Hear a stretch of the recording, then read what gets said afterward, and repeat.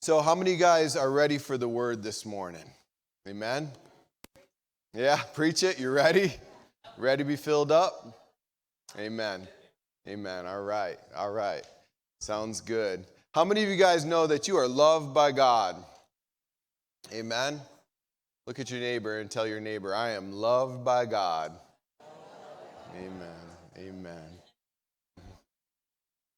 Now turn to your other neighbor and say, you better believe it. There we go. Now we're doing church. Amen? Amen. Sometimes we got to preach it till we believe it, right?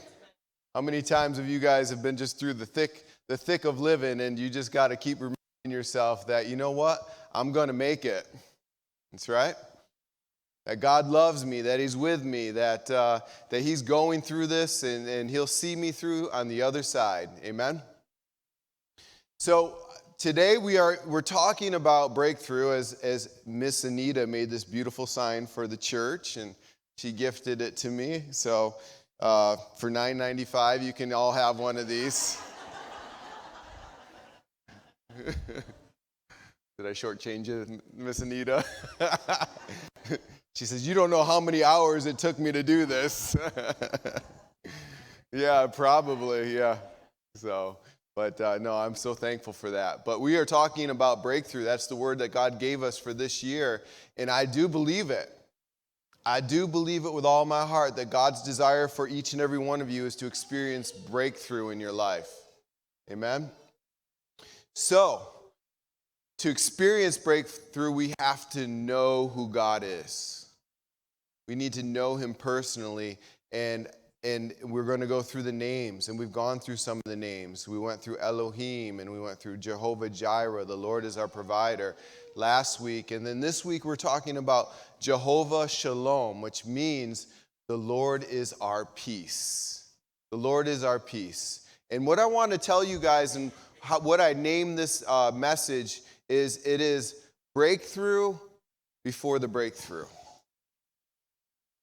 How many of you guys, and I'm just going to talk and be real with you this morning. How many of you guys are waiting for some breakthrough in your life in at least one area? Okay? At least one area. It could be health, it could be finances, it could be relational, it could be just about anything, but you're just waiting for breakthrough in an area. But you know what? The Word of God says that we have breakthrough while we're waiting for the breakthrough. Amen? That we actually are positioned in breakthrough. And I'm thankful for that. And this is something that the Lord has taught me. Because I'll tell you one thing. One thing that it's always been a fight for me. I don't know if things come easy for you, but a lot of times I got to fight. You know, it's just a fight. And one thing that I've always had a fight with in my own life is fear. You know? That fear has always held me bondage at times. And actually that fear eventually brought me to a place of acknowledging God, because I knew that I couldn't find my answer or a release to be set free from that thing through anything else. It just brought complication to my life. And when I came to the Lord, I was looking for breakthrough. I knew about it. I knew God offered peace. I knew He was the God of peace. And I needed to find Him to bring a calm and an assurance and a wholeness back into this turmoil and conflict within. But as I came and I gave my heart to the Lord, you know what? You think every fear went away? I wish it did, right? It doesn't work that way sometimes. And you know, and as I was waiting, just waiting on the Lord, and it did. God brought something deep within me that I knew that He did within me, that was bringing restoration and brought healing and a newness. But there was still battles to be fought. I was still in the fight. I was still in the mix. And I remember God. And He teaches me this over and over and over again, that as I was waiting for the breakthrough and just believing him and practicing his word and practicing his truth and reciting it and really starting to program the way that I see things and allowing his word to transform me, I always remember God was saying that you have to trust that I'm enough. You have to trust that I'm here with you. That even if I don't bring this breakthrough in your timing, that I still love you. That I'm still here with you. I'm still providing for you. And it wasn't too, and usually what happened is where I would start to see the breakthrough is when I would start to live in that revelation of saying, God, you are enough. And regardless of my circumstances, regardless of everything that's going on outside of me, right now, inside is okay because I got you. And when I could get to that place that God was teaching me to stand and to exist and to have that being, all of a sudden things would start to break off of me and I'd be set free. But it's that revelation that God brought to me. And he still does. And you know, the funny thing is you'd think one time I would have got that thing mastered, right? But all of a sudden, something new comes into my life, and it brings conflict, or it brings anxiety or fear, whatever it may be, and I worry about the outcome of that thing. And all of a sudden, I start to fret about that again. And start to get myself in the mix. And how can I get myself out of this thing? Or you know, whatever the case may be. And it isn't until God kind of steps into that situation with me again and I invite him back in and say, God, I'm okay. I got you. I got you. You are my peace in the midst of the storm. Amen? So this is what we're going to talk about. What does the Bible, and this is one of my favorite topics, is to preach about peace and just the richness and confidence that us as his children exude at times, right? We bring this atmosphere with us. And I love being around Christians that have that atmosphere. I feed off of that atmosphere. It encourages me. So I love to preach this. But you know, one thing before we go there is a couple of my impact people that are in the room, they might know. This past week, Pastor Larry was doing Impact with us, and he said this, and this was profound, and I've heard it said before by other pastors, but it's true. He says, you know, whatever I say up here, dig into the Word, right? Don't believe it just because I said it. Get into the Word. Look into these things. See what God's Word has to say about those. He says, you know, just like I'm going to say right now, I'm going to do my very best to speak truth, to speak the Word of God into you right now because it is living and active. It will work in you like nothing else. There isn't a medicine in the pharmacy that will work better than the Word of God. I believe it. And this Word will work, but we need to dig into that and investigate for yourself because in Acts it says the church in Berea were more noble or more fair-minded than all the rest because they searched the scriptures daily. And so look into what God has to say about these things. Investigate it for yourself. Don't just take my word. Look to see what God has to say about it. So I want to define how the Bible defines peace. Peace isn't. Now, to understand what peace is, we need to know what it is not. Peace isn't the absence of conflict. I'll stop if you stop. Now, let me give you an illustration of this real quick.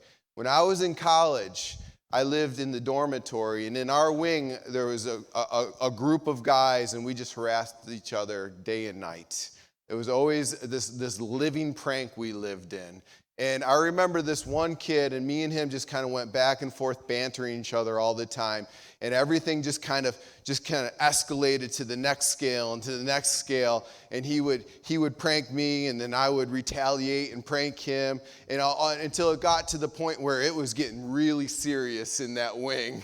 And finally, one of the two of us would have to say, you know what? Let's make a treaty right now that we're going to quit this thing because it's ending bad for both of us. But in reality, what we were saying is you know what? I'm not going to mess with you anymore until at least I can get away with it again.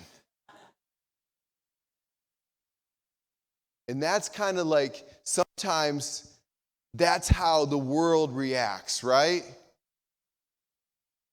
That we'll cease fire for a bit until I can get away with it again, but I really, inside, am looking for another angle to get at you. And that's not what peace is. That's not what biblical peace is either. It's not just the absence of external conflict.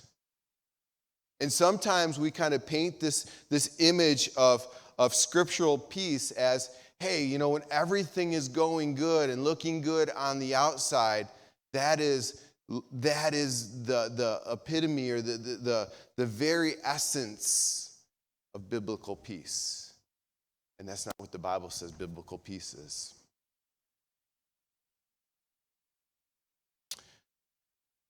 The peace that Jesus offers is much different. It's eternal. It's not external and temporary. Jesus deals with this in John 14. He says, the world offers distractions and temporary peace. He says, but my peace comes from within you. It's a gift that I give my children. It's an inheritance. And if we preach, come to Jesus and you will have peace, but we don't define peace, at times people can get confused and frustrated. Like when we say, you know what, come to Jesus and he'll give you this peace and assurance that you've never experienced before. And it's true.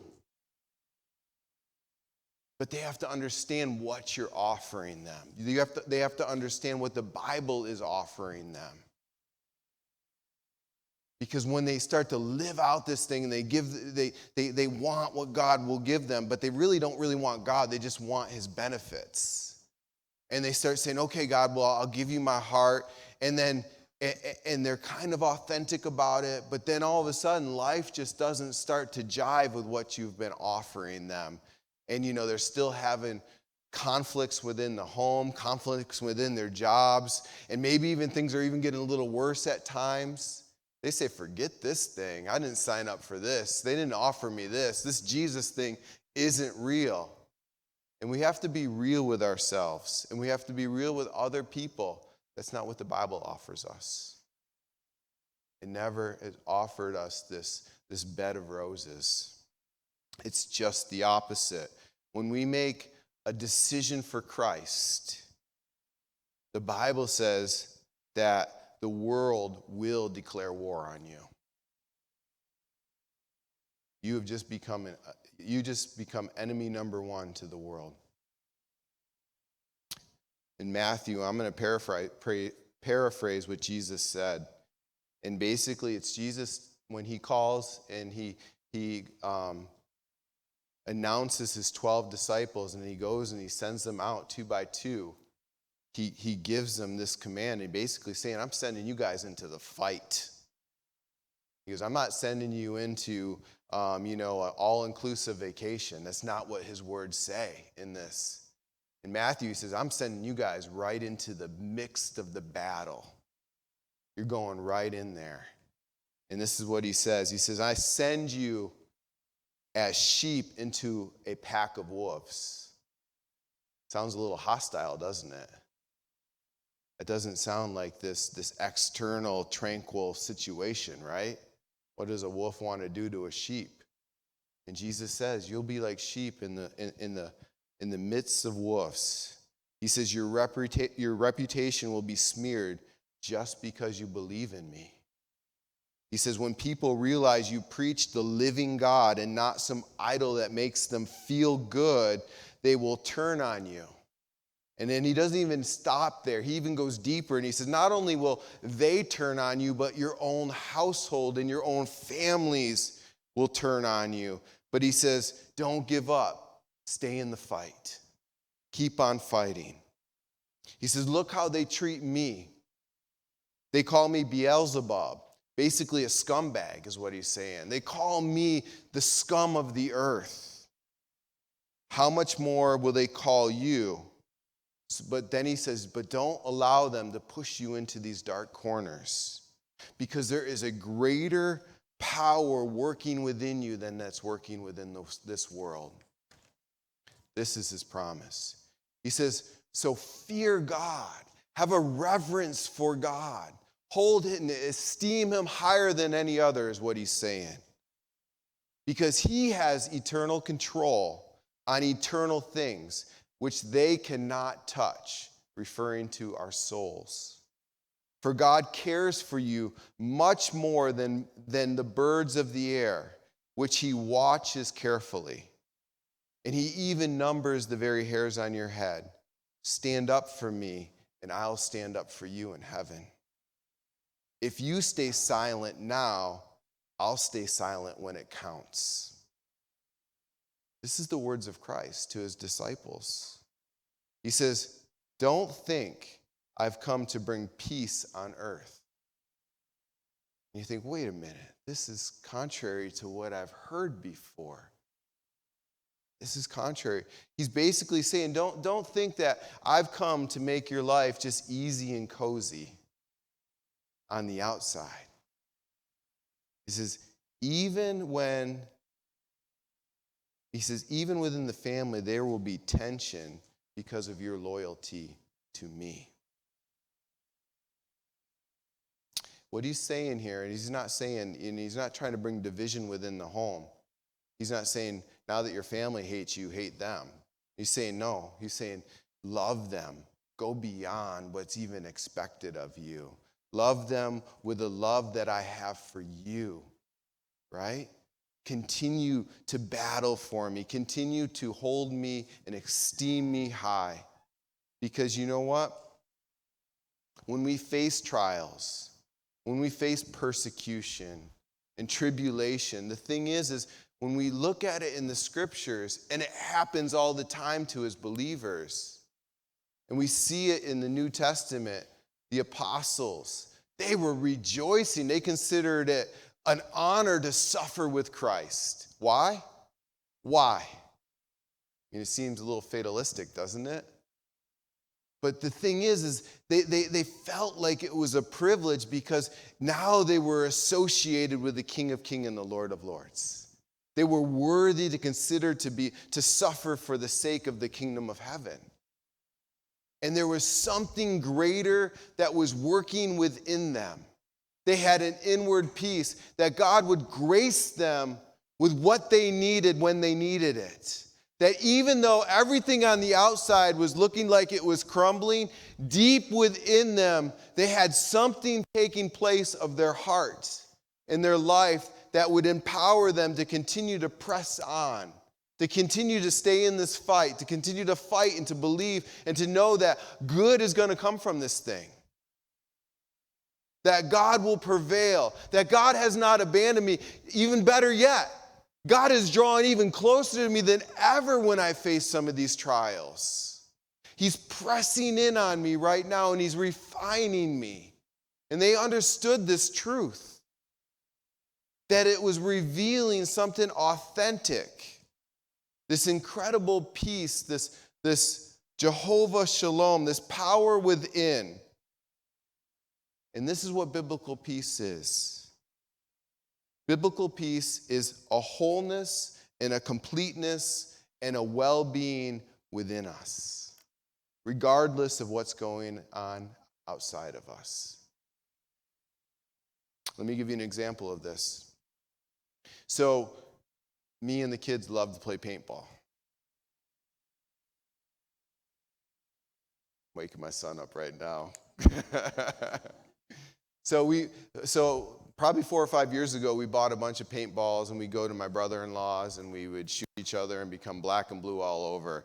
And we learned real quick that paintballs hurt really bad when they hit. It's not really cool where they splatter, but they leave marks, permanent marks for a while on your body.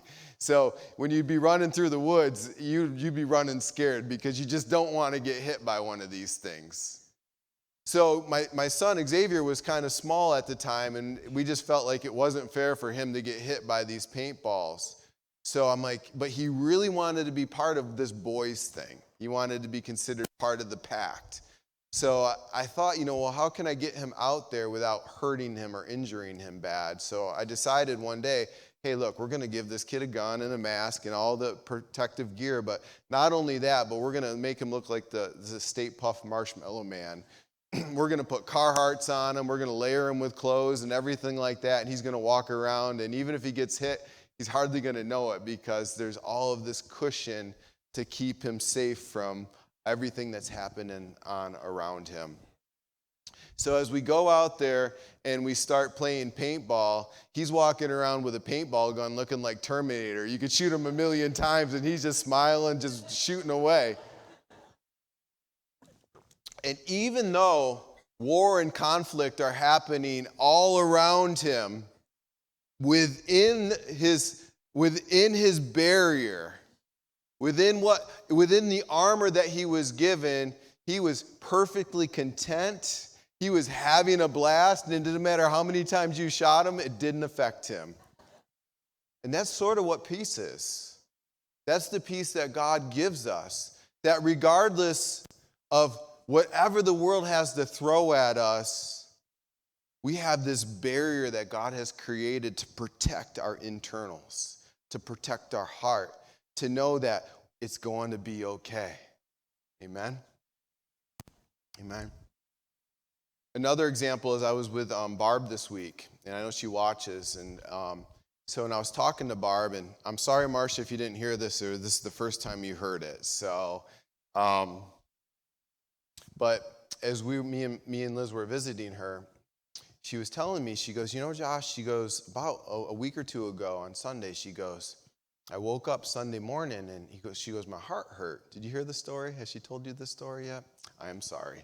So, but this is your mom, and this is the legacy of your mom. And she goes, my heart hurt, and I'm sorry, Barb, for telling your mom or your daughter this. So, but it is an incredible legacy that you leave for this entire church. But she goes, I woke up, and she goes, my heart hurt really bad. And she said, oh, goody, I'm having a heart attack. That's your mom, isn't it? So she says, I'm just going to wait here and quietly wait for Jesus. She goes, it was the best, she was basically talking like this was the best thing that could ever happen to her. And she was being authentic with me. So she's like, I just laid in bed, and I'm just patiently waiting to close my eyes and see Jesus. And, and I'm talking to him, and thinking about my family and just all the wonderful blessings God has brought into my life. And she goes, after some time, I realized the pain started to go away, and I thought, drats, it wasn't a heart attack. But again, what an example of peace, right?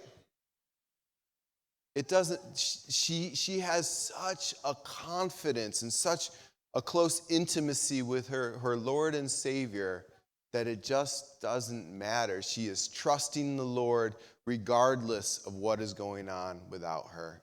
And she knows if the Lord takes her home or if the Lord tarries and leaves her here, it's going to be okay.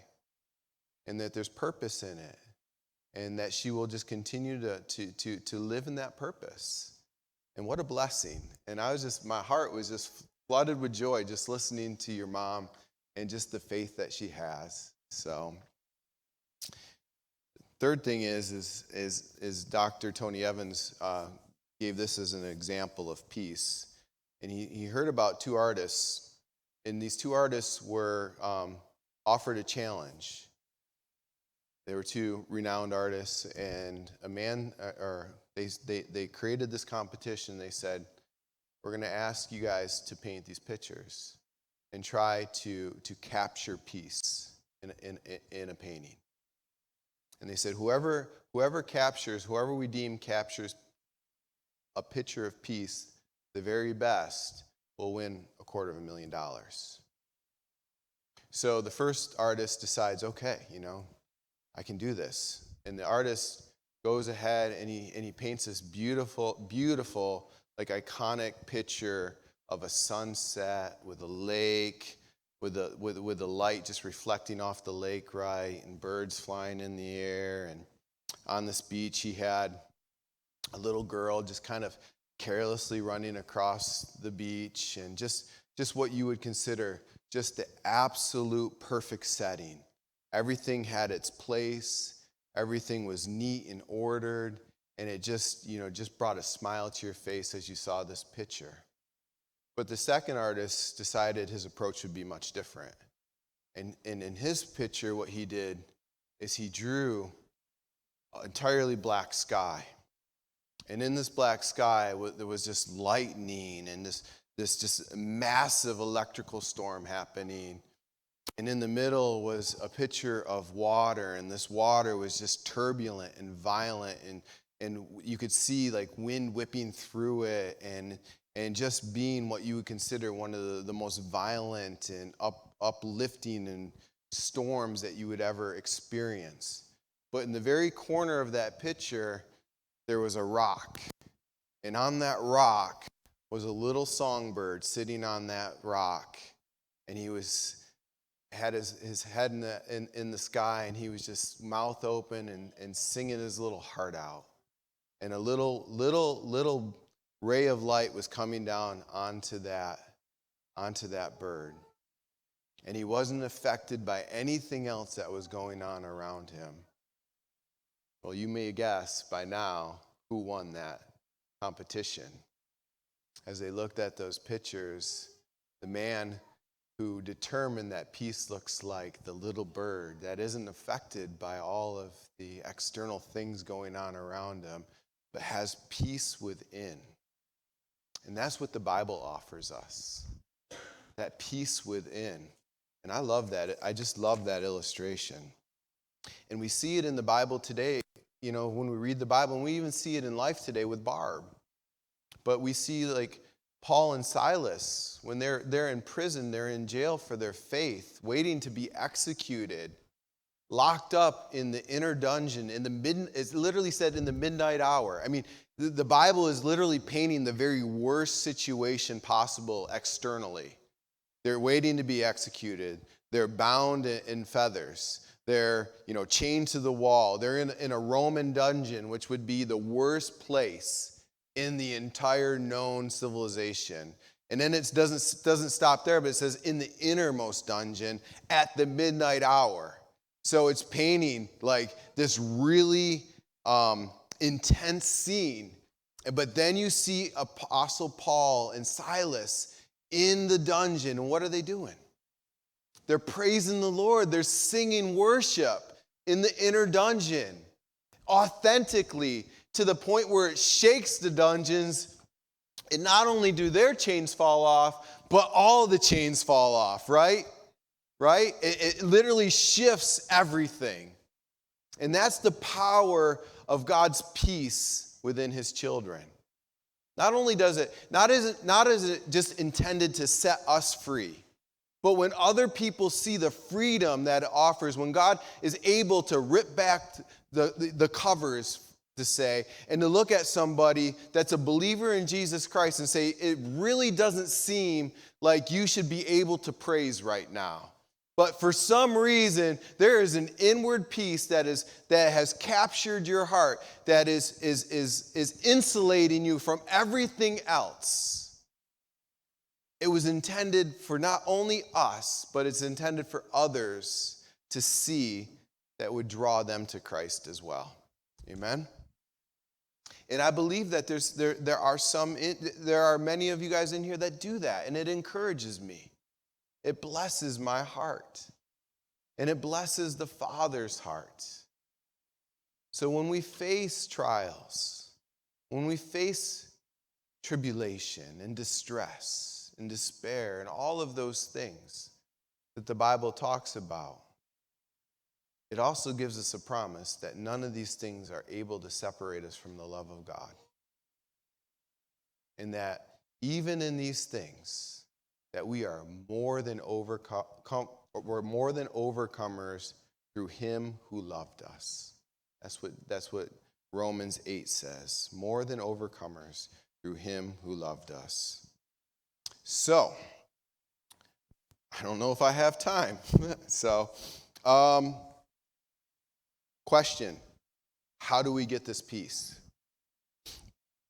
Where we see this word, Jehovah Shalom, used in the Bible is in Judges 6. So if you don't have time, to follow today, I encourage you to jump in and read the story of Gideon. It's in Judges 6. So here we go. So here is this man named Gideon. And if you go back just to the very beginning of the chapter 6, it talks about how the Israelites are being oppressed by the Midianites because they had abandoned the Lord. They had abandoned his precepts. And they've turned their back and they've turned their faces towards idol worship. And they just are worshiping Baal and all of these other things that are foreign gods. And God allows them to go into basically this oppression for 7 years where these Midians come in and they strip them of everything and leave them in poverty.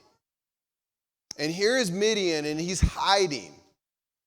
He's hiding in a wine press, and he's threshing wheat so he's not caught by the Midianites so they don't steal what he has. And all of a sudden this opportunity comes where the angel of the Lord appears before him. And he gives them this incredible thing. He calls him basically a warrior or a hero, this mighty, valiant hero or warrior. And Gideon's like, who are you talking to? You ain't talking to me. Here I am being a coward, hanging out in this wine press, hiding out from my enemies. But the Lord says, no, I am talking to you. He saw something in Gideon, and he was going to give him a gift. And that gift that he gives him is the gift of peace that would empower him to do the very impossible. So as we see Gideon here is allowing his circumstances to determine his relationship with his Lord. He's allowing it to define who God thinks he is. Because when God says, he gives them this incredible promise of, I will be with you, Gideon. I am with you, and I'm going to use you to set people free. Gideon's like, wait a minute. Hold the boat. Do you not know what's happening? Have you not read the front lines of Israelite Times? Have you not seen that we're being oppressed, that the Midians they're ravaging us. They're stealing our livestock. They're stealing our crops. They're just taking anything and everything that they want. The Lord has forsaken us, he said. So he's defining his relationship with the Lord by his circumstances. And God says, I want to redefine that for you. And that's what I feel like God wants to do for us today. If you walk out of here with anything, I feel like God wants to redefine your relationship, that your circumstances don't define your relationship with him. Amen? He says, let me define it. And let me give you one truth that you will need. Just one. He says, the Lord is with you. The Lord is with you. And this is profound to Gideon. And after the Lord tells him this, and he struggles with this idea, the Lord tells him, go in your strength. Go in the strength that I have given you. I've empowered you to do all of these things. And it's powerful.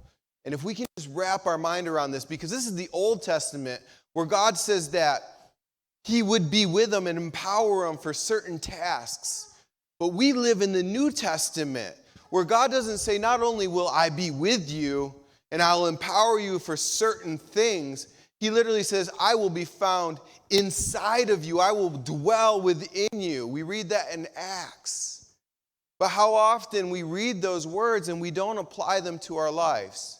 Because you know what? there's a general sense of knowing God is with us, where we say, yeah, I know that the Bible says he's with us, and and I can accept that by faith.